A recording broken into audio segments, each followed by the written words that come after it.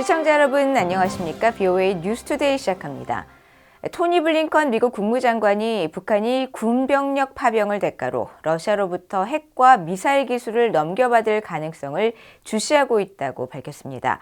또 중국이 영향력을 발휘해 북한을 멈출 수 있다면서 그렇게 하지 않는다면 미국은 한반도에서 억지력 강화를 위한 추가 조치를 취할 것이라고 경고했습니다.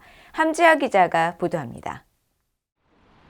토니 블링컨 미국 국무장관은 이탈리아 피우지에서 열린 주요 7개국 G7 외무장관 회의 뒤 기자회견을 통해 우크라이나 전쟁에 대한 북한군 개입 문제를 다시 지적했습니다. 블링컨 장관은 관련 질문에 G7 회원국 모두의 심각한 우려 사안이라면서 단순히 우크라이나나 유럽만 아니라 인도태평양 안보에도 적지 않은 영향을 미친다고 밝혔습니다.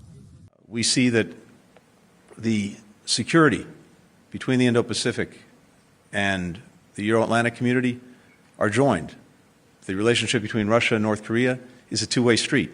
We see what North Korea is doing for Russia and Ukraine right now with the troops, but we also are looking attentively at what Russia is and may be doing for North Korea, including potentially boosting its missile and nuclear capacity. So this was a shared concern among all the G7 partners. 블링컨 장관은 이어 G7 외무장관들은 북한군 파병과 별개로 러시아의 방위산업 기반에 대한 중국의 지원 문제에 대해서도 논의했다고 밝혔습니다. 특히 북한에 대해 어떤 책임을 물을 수 있느냐는 기자 질문에 중국은 북한과 러시아 모두에 영향력을 행사할 수 있다면서 중국의 역할을 강조했습니다. We've been working together for some time to increase the pressure on North Korea, including through sanctions. But I think what's essential here is this. China has an important role to play in using its influence with the DPRK, North Korea, as well as with Russia, to cease these activities. 블링컨 장관은 그러면서 중국이 모종의 역할을 하지 않을 경우 미국과 한국, 일본 등이 자체 억지력과 방어 역량 강화를 위한 추가 조치를 취할 수 있다고 경고했습니다. All of which increases insecurity and instability on the Korean Peninsula and will cause us to take further steps, building on what we've already done, to strengthen our deterrence and to strengthen our defense. And these are undoubtedly steps that, while not directed at China, China will not like. 한편 이번 회의에는 한국의 조태열 외교부 장관과 우크라이나의 안드리 시비하 외무장관 등도 초대돼 별도의 회의를 가졌으며 이들 G7 외무장관들은 공동 성명에서 북한군이 러시아에 배치돼 전장에서 활용되는 데 대해 심각히 우려한다면서 북러 군사협력과 북한군의 러시아 파병을 규탄했습니다. 특히 북한이 우크라이나에 대한 러시아의 침략 전쟁을 직접 지원하는 것은 러시아의 손실을 보전하려는 필사적인 노력의 신호일 뿐 아니라 유럽과 인도태평양 안보에 심각한 결과를 초래하는 위험한 분쟁의 확장을 의미한다고 지적하고 우리는 이번 상황 전개에 대한 공동 대응을 위해 국제 파트너와 협력하고 있다고 밝혔습니다. 또 북한의 조직적인 인권 침해와 남용, 그리고 주민의 복지보다 불법 무기 개발 프로그램을 우선시하는 북한의 선택도 강력히 규탄한다고 밝혔습니다. 이런 가운데 미국 국방부는 브리핑에서 북한이 러시아에 미사일 100발 이상을 제공했다는 우크라이나 국방정보국의 발표와 관련해 이런 위협에 대처하기 위해 우리는 계속 진지하게 주시하고 영내 파트너와 긴밀히 협력할 것이라고 강조했습니다. 또 러시아가 우크라이나 무기 공급 문제와 관련해 한국의 경고성 발언을 한 데 대해서는 우크라이나를 침공한 것은 분명히 러시아라면서 그런 발언은 약간의 가스라이팅, 즉 타인 지배력 강화라고 비판했습니다. 라이더 대변인은 그러면서 러시아는 우크라이나 영토에서 군대를 철수하고 영내 평화와 안정을 회복함으로써 오늘 이 전쟁을 끝낼 수 있다고 밝혔습니다. BOA 뉴스 함지아입니다. 미국 하원 중국 특별위원회 지도부가 홍콩에서 벌어지는 북한 등의 불법 활동을 차단하기 위한 조치를 바이든 행정부에 요청했습니다. 의원들은 홍콩이 중국 통치 아래 놓인 이후 불법 금융 활동의 허브로 부상하고 있다고 지적했습니다. 이조은 기자가 보도합니다. 미국 하원의 미국 중국 전략경쟁특별위원회 위원장인 존 뮬레나르 의원과 민주당 간사인 라자 크리슈 나무르티 의원이 지난 주말 제닛 옐런 재무장관에게 보낸 서한입니다. 중국 특위가 25일 공개한 서한에서 의원들은 자금 세탁과 제재 회피 및 기타 불법 금융 활동의 금융 허브로서 홍콩의 역할이 커지고 있다면서 특히 북한과의 불법 무역을 지원하는 유령 선박 관리 등을 문제로 지적했습니다. 홍콩은 금지된 서방 기술을 러시아로 수입 및 재수출하고 금지된 이란산 석유 구매를 위한 유령 회사를 만들며 러시아산 금거래를 촉진하는 한편 북한과 불법 무역을 하는 유령 선박을 관리하는 등 해당 관행의 글로벌 리더가 됐다고 비판했습니다. 의원들은 이어 중국 공산당의 통치 아래 2020년 국가보안법 이후 홍콩은 신뢰할 수 있는 글로벌 금융 중심지에서 중국과 이란, 러시아, 북한 등 심화되는 권위주의 축의 중요한 플레이어로 바뀌고 있다고 밝혔습니다. 그러면서 미국은 이제 홍콩에 대한 미국의 오랜 정책, 특히 홍콩의 금융 및 은행 부분에 대한 정책이 적절한지 의문을 제기해야 한다고 강조했습니다. 홍콩의 자치가 사실상 중국 통제 아래 놓이면서 홍콩 특별행정구정부도 미국의 제재를 비난하고 있는데 이런 움직임은 금융 시스템에 대한 신뢰를 약화시키고 제재 회피 위험을 높이고 있다는 것이 의원들의 지적입니다. 의원들은 미국 재무부 당국자가 특별위원회에 미국 은행과 홍콩은행의 관계 현황과 홍콩의 지위 및 태세 변화에 따른 미국의 정책 변화, 위험을 해결하기 위해 재무부가 시행할 계획인 조치에 대해 브리핑해 줄 것을 요청했습니다. 지난 수년간 북한은 불법 석탄 수출을 위해 홍콩에 유령 회사를 세우고 선박을 운항해왔다는 지적을 받아왔습니다. 앞서 한국 외교부는 지난 7월 유엔 안보리 대북 제재의 결의를 위반한 홍콩 소재 선박회사 HK 1인사와 북한 선적 선박 덕성호를 대북 독자 제재 대상으로 지정하기도 했습니다. VOA는 재무부에 이번 사안에 대한 논평을 요청하고 답변을 기다리고 있습니다. VOA 뉴스 이존입니다. 북대서양조약기구 나토 회원국 의회 소속 의원 281명으로 구성된 나토 의회연맹이 25일 북러 군사협력 관련 내용에 결의안 3건을 채택했습니다. 나토 의회연맹은 지난 23일부터 사흘 동안 캐나다 몬트리올에서 제70차 나토 의회연맹 연례총회를 열고 해당 결의안 492호와 493호, 494호를 통과시켰습니다. 의원들은 우크라이나의 승리를 위해 끝까지 지원하겠다는 내용의 결의안 494호에서 북한은 파병과 미사일 및 군수품 공급을 통해 유럽과 인도태평양 영내 평화에 심각한 위협을 가하는 한편 국제법을 위반하고 있다며 강력히 규탄했습니다. 또 나토의 방공 및 미사일 방어 강화 제목의 결의안 492호는 러시아의 잔인한 대규모 전쟁에 북한군과 무기 등의 동원 문제를 지적하며 첨단 미사일과 드론이 동맹국 인근 지역 내 분쟁에서 중심적 역할을 하고 있다고 경고했고, 동맹의 번영과 안보 지원을 담은 결의안 493호는 러시아와 북한이 국제사회의 제재 회피를 통해 불법적인 전쟁과 군사활동을 강화하고 있다고 비판했습니다. 유럽의회 본회의에 북한과 러시아의 군사협력 심화를 규탄하고 유럽연합의 강력한 대응을 촉구하는 결의안이 발의됐습니다.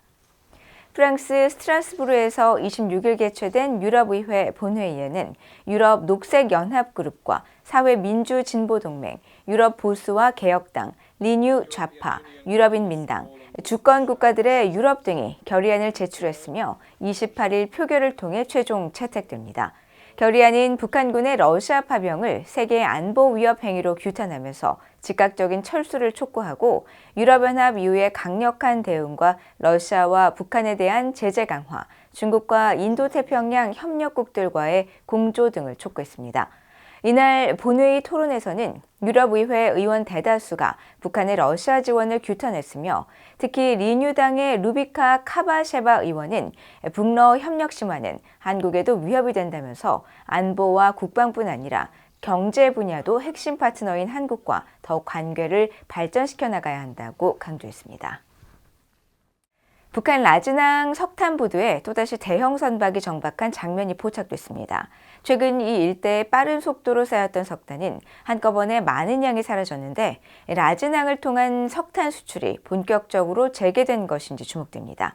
김영교 기자가 보도합니다. 라즈낭 석탄부두에서 대형 선박이 다시 포착된 건 지난 23일입니다. 이 일대를 촬영한 플래닛 랩스의 이날 위성 사진에는 러시아 전용 석탄 선적 부두에 선체를 밀착시킨 190m 길이의 선박이 보입니다. 선박은 5개의 적재함을 모두 열고 있고 그 안에는 석탄으로 추정되는 검은색 물체가 가득합니다. 또 바로 앞 부두에도 석탄이 쌓여 있어 이 선박이 석탄을 선적하거나 하역하기 위해 정박한 정황으로 해석됩니다. 앞서 VOA는 지난 12일 이 부두에서 190m 길이의 선박을 발견해 보도했었습니다. 당시를 기준으로 약 4개월 만이었는데 이번엔 그 기간이 11일로 단축돼 이곳을 통한 석탄 수출이 다시 활성화되는 것인지 주목됩니다. 유엔 안보리는 석탄 등 북한산 광물의 해외 수출을 전면 금지하고 있지만 라진항을 통한 제3국 석탄에 대해선 예외를 인정하고 있습니다.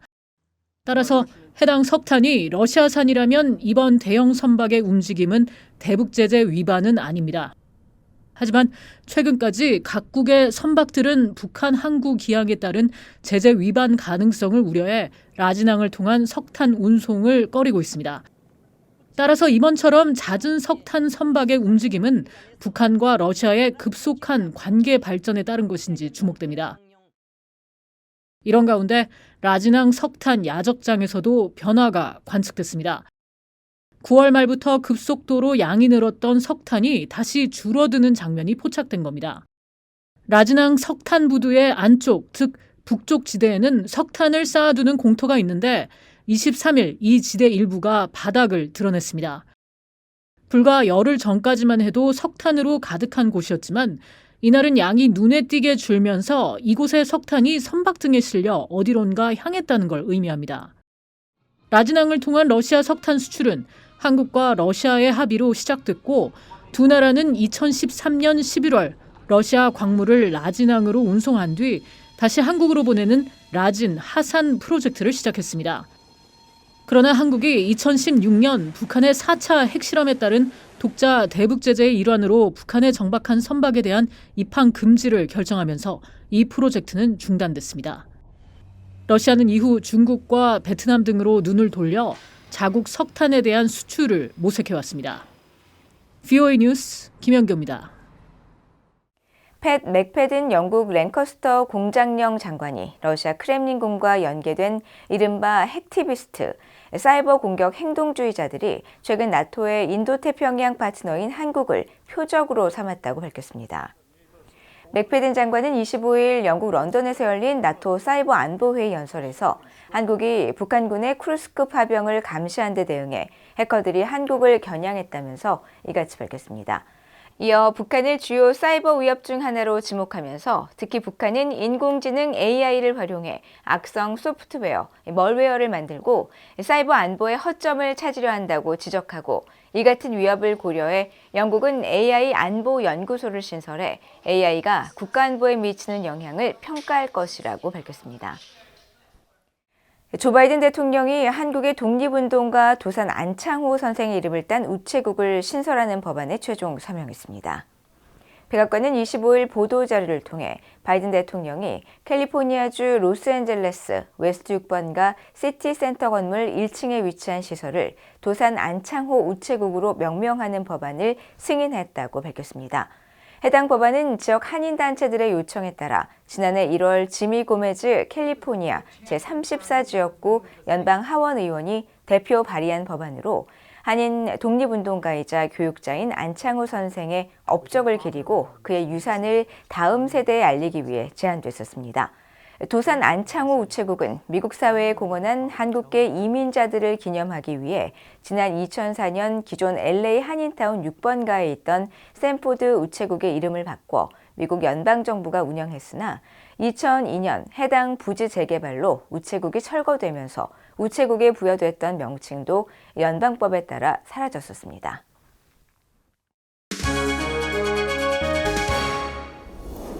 국제뉴스입니다. 이스라엘과 레바논의 친이란 무장단체 헤즈볼라 사이에 일시 휴전안이 전격 타결돼 현지 시각으로 27일 오전 4시부터 60일간 양측의 공습과 교전이 중단됩니다.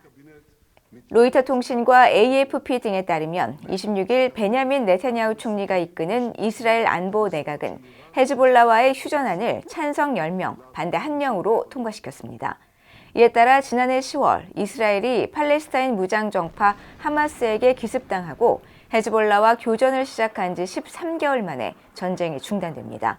휴전안을 승인한 베냐민 네타냐후 이스라엘 총리는 이날 대국민 연설에서 레바논에서의 휴전은 이란의 위협에 집중하고 하마스를 고립시키는 것이 목표라고 밝혔습니다. 이어 헤즈볼라가 합의를 깬다면 우리는 이들을 공격할 것이며 휴전 이후에도 레바논에서 완전한 행동의 자유를 유지할 것이라면서 우리는 헤즈볼라를 수십 년 전으로 퇴보시켜놨으며 북부 주민들을 집으로 돌려보내고 가자 지구에 남은 인질을 귀환시키는 것이 우리의 임무라고 강조했습니다. 미국 정부가 우크라이나에 제공한 미국 육군 전술 미사일 체계 에이테크임스의 용도에 대한 지침을 변경했다고 확인했습니다. 존 커비 백악관 국가안보회의 국가안보소통보좌관은 25일 기자들의 관련 질문에 현재 우크라이나는 즉각적 필요가 있을 경우 에이테크임스를 사용해 자신들을 방어할 수 있다고 말했습니다. 또 러시아 쿠르스크 일대에서 에이테크임스가 사용되고 있다면서 우리는 분명히 관련 지침을 변경했고 특정 유형의 목표물을 타격하는 데 에이테크임스를 사용할 수 있다는 지침을 제공했다고 밝혔습니다. 미국 등 서방국들은 러시아와의 확전 가능성 등을 고려해 우크라이나에 제공해온 장거리 미사일 등을 우크라이나 영토 내에서만 사용하도록 제안해왔습니다. 하지만 언론들은 조 바이든 행정부가 에이테크임스를 러시아 영토 내 목표물에 사용할 수 있도록 승인했다고 최근 보도했고 러시아 국방부는 지난 19일 러시아 브란스크 지역에 우크라이나군의 에이테크임스 공격이 있었다고 주장했습니다. 도널드 트럼프 미국 대통령 당선인이 25일 중국과 캐나다, 멕시코의 신규 관세 부과 계획을 밝힌 데 대해 중국 외교부가 신중한 반응을 보이면서 협상 의사를 밝혔습니다. 마오닝 중국 외교부 대변인은 26일 정례 브리핑에서 트럼프 당선인의 중국 관세 10% 추가 부과 발언 관련 질문에 내용을 막 접했으며 추후에 답하겠다고 말했고 트럼프 취임 전 논의가 가능할 것으로 보느냐는 추가 질문에는 원칙적으로 우리는 대화와 소통에 항상 열린 자세로 임하고 있다고 밝혔습니다. 추가 관세 계획 발표 몇 시간 뒤 캐나다의 쥐스탱 트리도 총리는 직접 트럼프 당선인에게 전화를 걸어 대화했다고 뉴욕타임스와 BBC 등이 26일 보도했습니다. 보도에 따르면 캐나다 당국자는 이 통화에서 두 사람이 무역과 국경 문제 등에 관해 이야기했으며 좋은 대화이자 건설적인 논의였다고 전했습니다. 또 멕시코의 클라우디아 셰인바움 대통령 당선인에게 서한을 발송했다고 언론에 밝히고 이주 현상이나 마약 소비 문제 해결책은 위협이나 관세가 아니며 대화가 최선의 방법이라고 썼다고 설명했습니다. 앞서 트럼프 당선인은 25일 소셜미디어 트루스 소셜을 통해 합성 마약 펜타닐과 범죄 등을 거론하면서 내년 1월 20일 취임 첫날 중국의 기존 관세 이외 10%를 추가로 부과하는 행정명령에 서명할 것이며 멕시코와 캐나다산 모든 제품에도 25% 관세를 부과하겠다고 선언했습니다. 미국 해군 해상 초계기 한 대가 타이완 해협 공해상을 통과했다고 미국 해군이 밝혔습니다. 미국 해군 제7함대는 26일 보도자료에서 현지 시간으로 26일 미군 해군 PALA 포세이돈 한 대가 국제공역 내 타이완 해협을 통과했다고 밝히고 미국은 국제법에 따라 타이완 해협 내에서 작전을 수행함으로써 모든 국가의 항행의 권리와 자유를 보호하며 이번 통과는 자유롭고 개방된 인도태평양에 대한 미국의 공약을 보여주는 것이라고 밝혔습니다. 장거리 대잠수함전과 정보, 감시, 정찰 임무를 수행할 수 있는 다목적 해상 초계기 포세이돈은 지난 4월 17일에도 타이완 해협을 통과하는 등 이 지역에서 정기적으로 비행 임무를 수행해왔습니다. 한편 중국군 동부전구는 성명에서 미군 해군의 이번 비행을 공개적 도발이라고 비난하고 이를 감시하며 효과적으로 대응했다고 밝히고 미국의 관련 발언은 법 원칙을 왜곡하고 여론의 혼란을 일으키며 국제적 인식을 호도한다고 주장했습니다. 중국은 타이완이 자국 영토의 일부이며 타이완 해협 역시 자신들의 관할이라고 주장하는 반면 미국과 타이완은 이곳이 국제 해로라는 입장입니다. 이상으로 BOA 뉴스투데이를 모두 마칩니다. 시청해주신 여러분 고맙습니다.